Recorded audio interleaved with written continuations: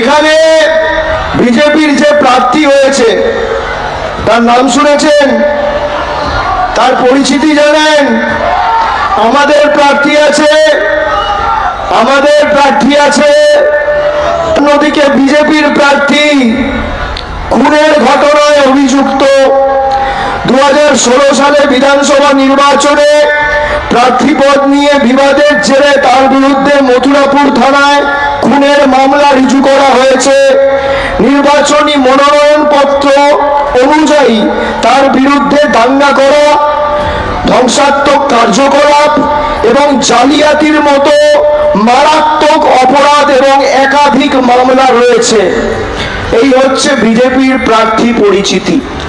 আপনি দেখবেন কোন ভদ্রলোক, ভালো লোক, শিক্ষিত লোক, সভ্য লোক, মার্জিত লোক বিজেপি করে না। যত চোর, চিটিংবাজ, মদ্যপ, মাতাল, পাতাখোর, গাঁজাখোর, দুরম্বরী, চোর, ছাচ্চোর, খুনি, ধর্ষক, দুরম্বরী, বেঈমান সব বিজেপিতে। ভালো লোক বিজেপিতে পাবেন না। যার বিরুদ্ধে খুনের মামলা সে প্রার্থী, যার বিরুদ্ধে দাঙ্গার মামলা সে প্রার্থী, যার বিরুদ্ধে একাধিক ফৌজদারি মামলা সে প্রার্থী, আর অন্যদিকে তাপস বাবু জোড়াফুলের প্রার্থী। পার্থক্যটা স্পষ্ট। আমি আপনাদের বলবো যে এই রায়দিঘি বিধানসভাতে অলোক জলদাতা রয়েছে। দীর্ঘদিন তিনি জনপ্রতিনিধি হিসেবে কাজ করেছেন। আগামী দিনও দল তাকে কাজে লাগাবে সাংগঠনিকভাবে। এখানে 3 কোটি টাকা ব্যয়ে রায়দিঘি বাস টার্মিনাসের কাজ প্রায় শেষ। প্রথমে আগে কি হতো, বেসরকারি বাসে চেপে ডায়মন্ড হারবার, তারপর ডায়মন্ড হারবার থেকে আবার বাস ধরে কলকাতা, না হলে মথুরাপুর থেকে ট্রেনে কলকাতা যাতায়াত করতে হতো। এখন বাস টার্মিনাসের কাজ প্রায় শেষ। দর্শক, আজ রায়দিঘিতে অভিষেক বন্দ্যোপাধ্যায় ভাইপো তিনি এসেছিলেন। অভিষেক বন্দ্যোপাধ্যায়, আবারও বলছি, ভাইপো তিনি এসেছিলেন অভিষেক বন্দ্যোপাধ্যায় রায়দিঘিতে।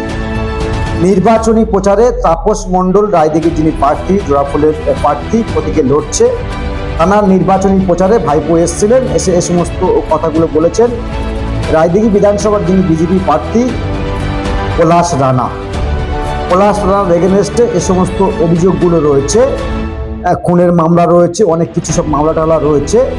সে কথাগুলি অভিষেক বন্দ্যোপাধ্যায় বললেন। আর বিজেপি যারা করে, চোর, ছ্যাঁচোর, গাঁজাখোর, মদখোর, পাতাখোর, ডাকাত, খুনি, ধর্ষক, সব নাকি বিজেপিটা করে, বিজেপি দলটা করে। আর আপনাদের দলে সব মনে হচ্ছে হুজুর। অভিষেক বন্দ্যোপাধ্যায়ের দলে সব হুজুর, পীর সাহেব, কাসেম সিদ্দিকীর মতো পীর সাহেব, শেখ শাহজাহানের মতো আল্লাহর ওলি, এবং শওকত মোল্লার মতো মুরিদ। আর চাল চোর, গরু চোর, সোনা চোর, কয়লা চোর, আর কি বলবো, আমফানের তিরপল চোর, মিড ডে মিলের খাবার চোর, সব তৃণমূলে রয়েছে ভাইপো। আমরা জানি বিজেপি ভালো লোক করে না, বিজেপি খারাপ লোকেরা বিজেপি করে। আর আপনার দলে যেটা রয়েছে সব পীরে কামেল, সব বৈদিকী সন্ন্যাসী, সব আল্লাহর ওলি, সব তৃণমূল কংগ্রেসটা করে। আর কত ভাওতাবাজি ভাইপো আপনি দেবেন? আর কত ভাওতাবাজি আপনি দেবেন? যে রায়দিঘি বিধানসভা অলোক জলদাতার কথা বললেন, 2021 সালে তিনি ক্যান্ডিডেট হয়েছিল, তৃণমূলের টিকিটে লড়াই করেছিলেন এবং জয়ীও হয়েছিল। তো এলাকায় গেলে তো আমরা বুঝতে পারি, আমরা প্রতিবেদন তৈরি করি, আমাদের কাছে খবরটা রয়েছে, ওটা শুনুন আমাদের কাছে। তাকে 2021 সালে রায়দিঘির মানুষ ভোট দিয়েছিলেন, 5 বছরের জন্য বিধায়ক করেছিল। কি উন্নয়ন করেছে রায়দিঘি, তাকে ফলে আর দেখতে পায় না ভোটাররা। ফলে ওই অলোক জলদাতাকে আর রায়দিঘি বিধানসভার মানুষ সেই 21 সালে দেখেছিলেন, আর ফলে তাকে দেখতে পায়নি।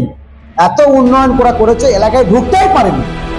তো ভাইপো এই সমস্ত বড় বড় কথা বললেন, বড় বড় ডায়লগ বাজি করলেন, বড় বড় ভাষণ বাজি করলেন। ভাইপো, শেখ শাহজাহান কোথায়? কোথায় শেখ শাহজাহান? আপনাদের দলের আল্লাহর ওলি শেখ শাহজাহান, আপনাদের দলের নটোরিয়াস ক্রিমিনাল রয়েছে, গরু চোর রয়েছে, সোনা চোর রয়েছে, এবং মানে মিড ডে মিলের খাবার চোর পর্যন্ত রয়েছে। আবার আর একটা কথা না বললে নয়, ফাইল চোর আপনার দলে রয়েছে। আপনাদের দলে তৃণমূল কংগ্রেসে ফাইল চোরও রয়েছে। তো আপনি বিজেপির নামে সমস্ত কথাগুলো বললেন। পলাশ রাণা, যিনি রায়দিঘির বিজেপির ক্যান্ডিডেট, পলাশ রাণা, তার বিরুদ্ধে অনেক অভিযোগ তিনি লিস্ট জোগাড় করেছে, সেই লিস্টগুলো তিনি করে শোনাচ্ছেন। তো দর্শক, আমরা শুনছিলাম ভাইপোর কথাগুলো। আর কত ভাওতাবাজি দিয়ে চতুর্থবারের মতো ক্ষমতায় আসতে চাইছেন?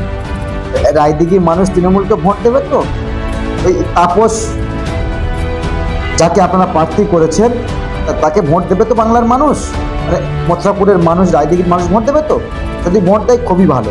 কিন্তু আপনি যে কথাগুলো বললেন না, সব মাতাল, গাঁজাখোর, মদখোর, পাতাখোর, সব আপনার বিজেপিতে, সব বিজেপি দল করে, আর আপনার দলে সব ধোয়া তুলসী পাতা।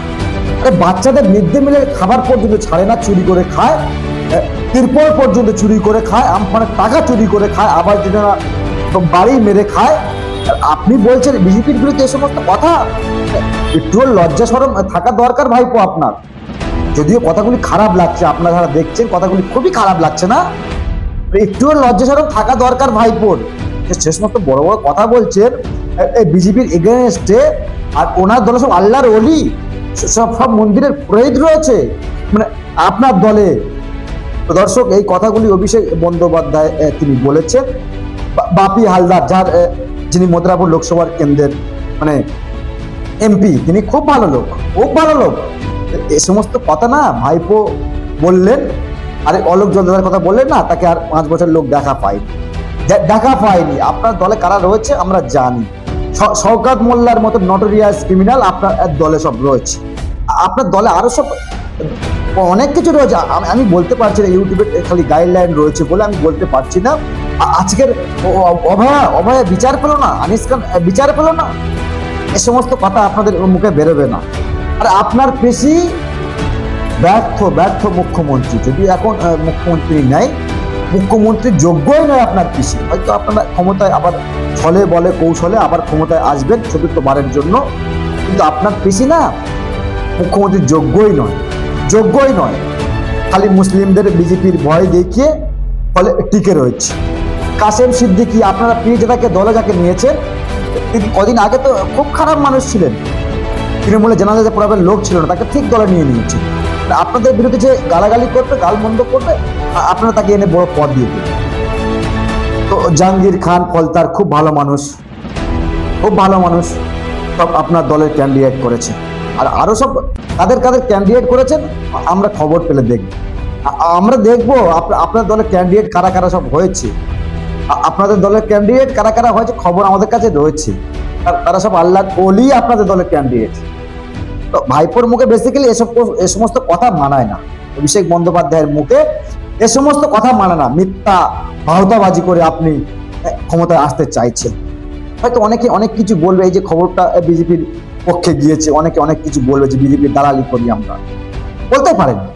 ইনসাফ টিভি বলার জন্য আপনাদের কণ্ঠ, বলতেই পারেন। কিন্তু আমরা যেটা সত্য না সেটাই বলবো, যেটা সত্য সেটাই বলবো। শুভেন্দু অধিকারী আপনাদের দলে ছিলেন, তখন শুভেন্দু অধিকারী খুব ভালো ছিলেন, খুব ভালো ছেলে ছিলেন। এখন শুভেন্দু অধিকারী বিজেপি করছে, পাতাখোর হয়ে গিয়েছে, খুনের আসামি হয়ে গিয়েছে। এখন খুব খারাপ লাগছে ভাইপো, আপনাদের দলে নাই শুভেন্দু অধিকারী, খুব খারাপ লাগছে। তো আর অনেক তৃণমূলের বিধায়ক যারা রয়েছে, অনেক রিপোর্ট আমাদের কাছে রয়েছে, আমরা সময়ে প্রকাশ করব। অভিষেক বন্দ্যোপাধ্যায় ভেবেছেন কি আপনি সমস্ত রায়দিঘিতে এসেন ভাওতাবাজি কথা বলে চলে যাবেন, আর বাংলার মানুষ সেগুলো শুনবে? দর্শক, যেটা বলবেন কমেন্ট বক্সে, আর নজর রাখবেন আপনার কণ্ঠ, আপনাদের কণ্ঠ, ইনসাফ।